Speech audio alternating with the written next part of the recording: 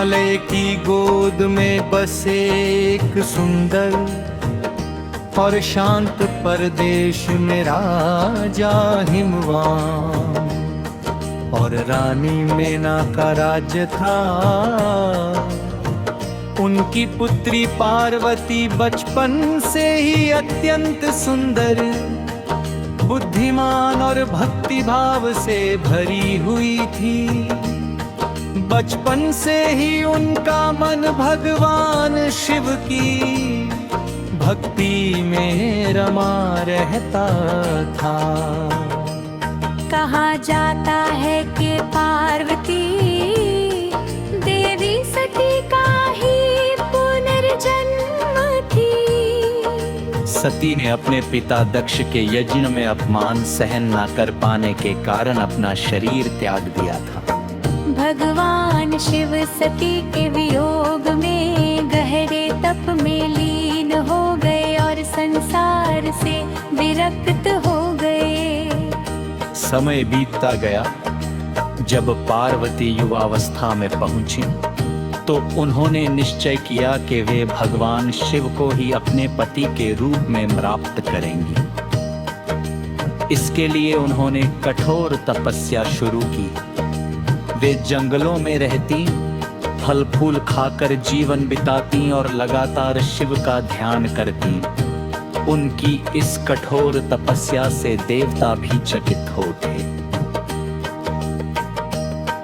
देवताओं को चिंता थी कि एक शक्तिशाली असुर तारकासुर का वध केवल शिव पुत्र ही कर सकता है। और शिव तप में लीन थे, इसलिए उन्होंने कामदेव को भेजा कि वे शिव की तपस्या भंग करें। कामदेव ने अपना बाण चलाया, जिससे शिव का ध्यान भंग हुआ। क्रोधित होकर शिव ने अपनी तीसरी आंख खोल दी और कामदेव भस्म हो गए।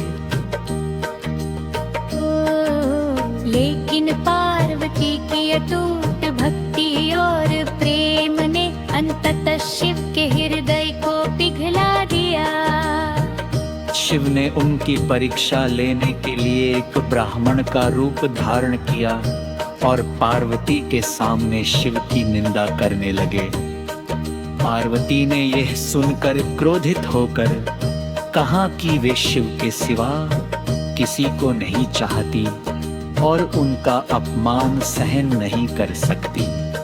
ये सुनकर शिव अपने असली रूप में प्रकट हुए और पार्वती की भक्ति से प्रसन्न होकर उन्हें अपनी पत्नी के रूप में स्वीकार किया।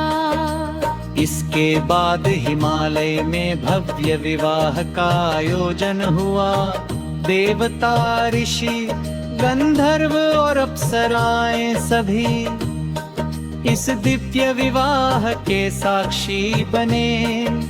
शिव बारात लेकर आए, उनके साथ भूत प्रेत गण और योगी थे, जिन्हें देखकर पहले तो सभी चौंक गए।